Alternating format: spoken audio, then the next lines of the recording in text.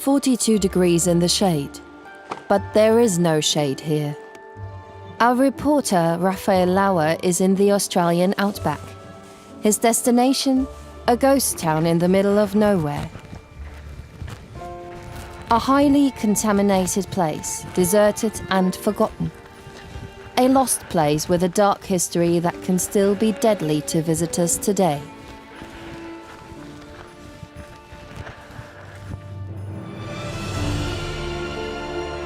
Wittenoom.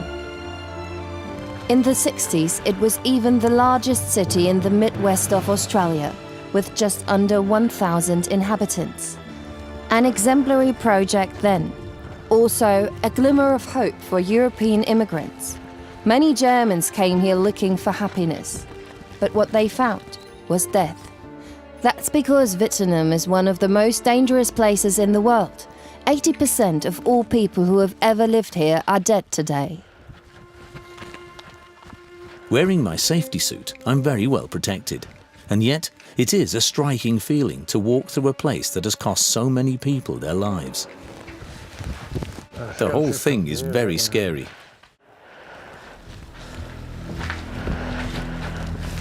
What was going on in this cafe? Couples in love, the waitress running from table to table with coffee, the overweight cook frying bacon. I can imagine it vividly, but it seems as if they've left everything behind hastily.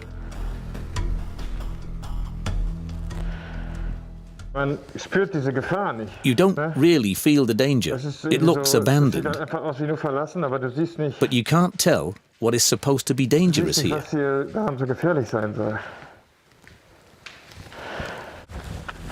But the danger is everywhere, and the city is so heavily contaminated that the government shut off all basic services in the early 2000s, such as water, electricity and the telephone. Wittenoom has been deleted from the maps. It ceased to exist. The reason can be found on the street. Look here. There it is.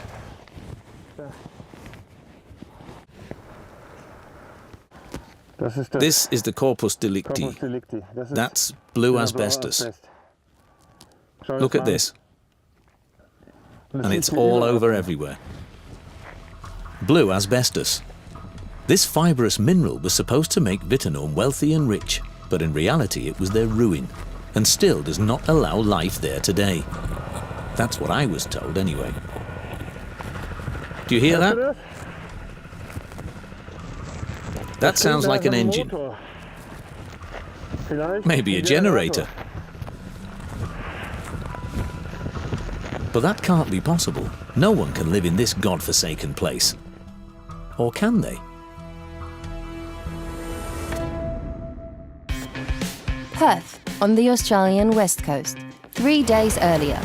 Our reporter found one of the few surviving inhabitants of Wittenoom.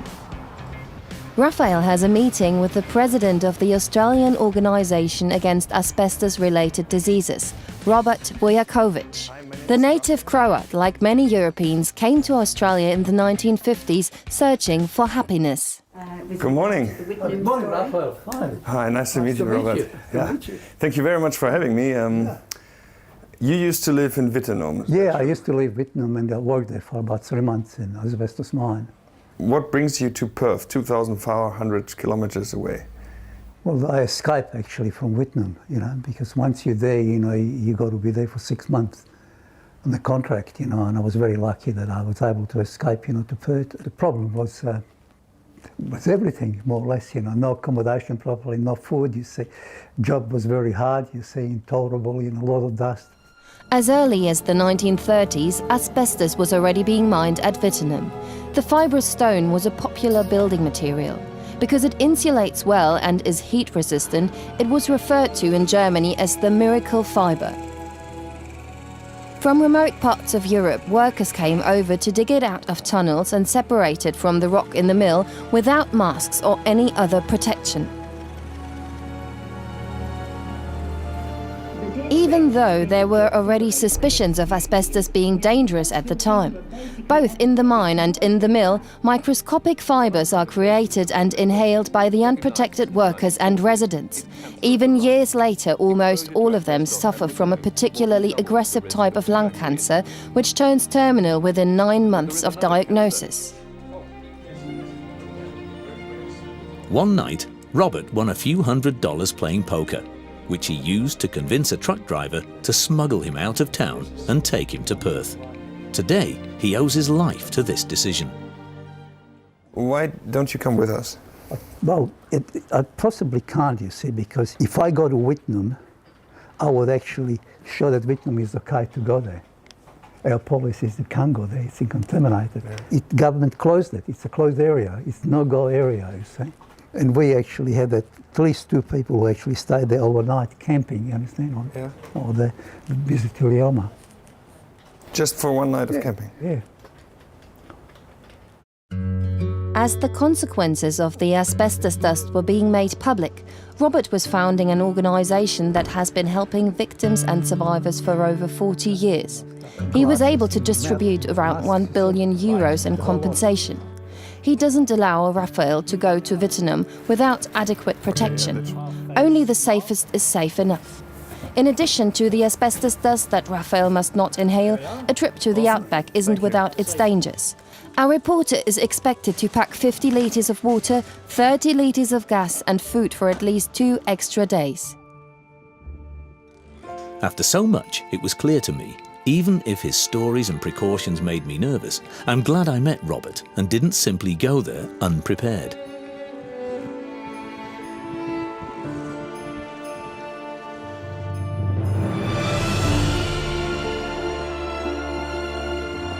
It takes 12 hours to drive through the outback.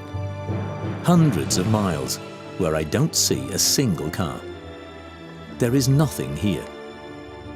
I wonder why anyone would ever get the idea of coming out here looking for happiness, let alone digging for asbestos. All that's waiting here is loneliness. No sign Wittenoom, not posted on any sign. What's this here? Tom Price. But that's the 134. It must be right here, somewhere in this direction. In 2007, the Australian government declared Wittenoom as highly contaminated and revoked its city status. All street signs and map entries were removed. 80 kilometers further out in the outback, Raphael discovers a junction.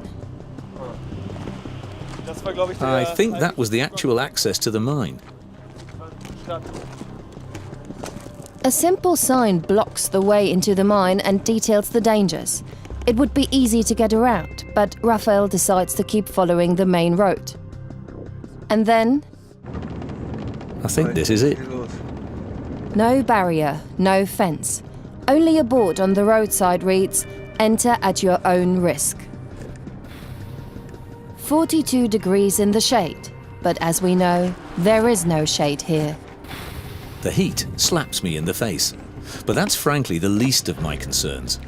I'm actually really nervous, because I have no idea what to expect. How dangerous is this place really? Do you hear that? That sounds like a motor engine, maybe a generator.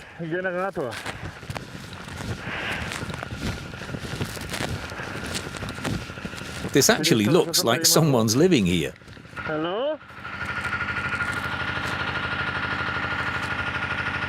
Hello?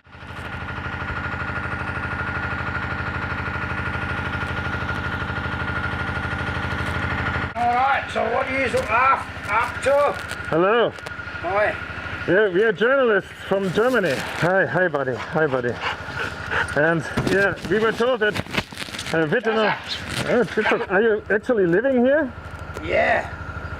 Since when? For how long? Oh, nearly 30 years. Yeah? And are you living on your own? Yeah. Yeah? May I come in and have a look? Yeah. Oh, thank you. What kind of a guy must he be to actually live here?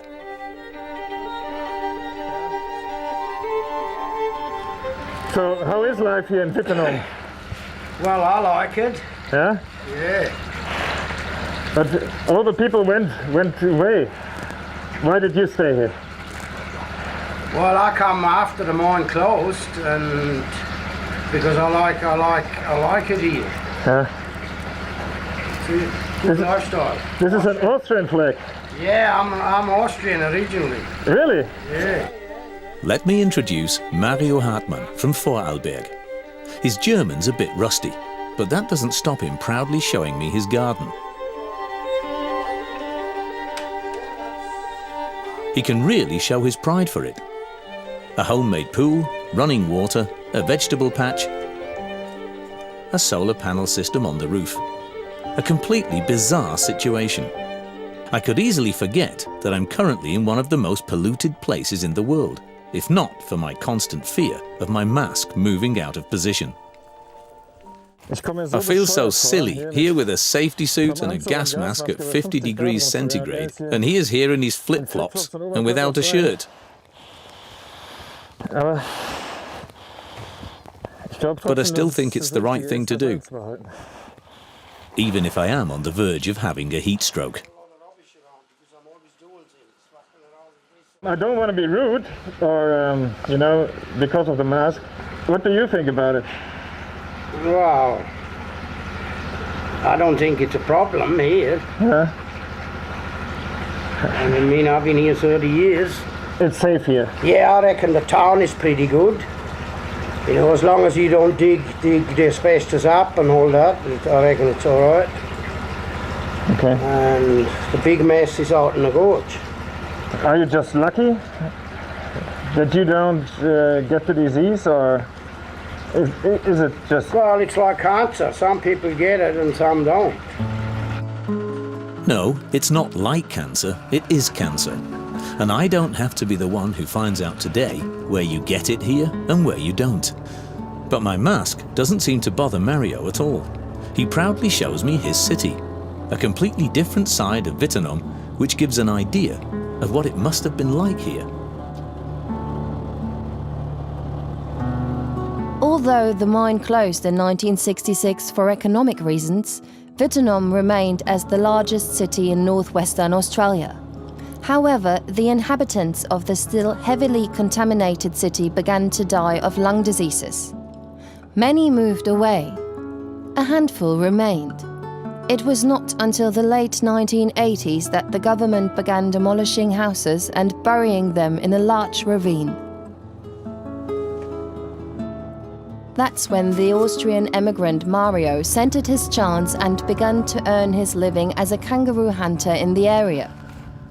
At some point, the last inhabitants were gone. Mario stayed, and he found a new job. You would only have to read now. Now Okay. only read the gauges.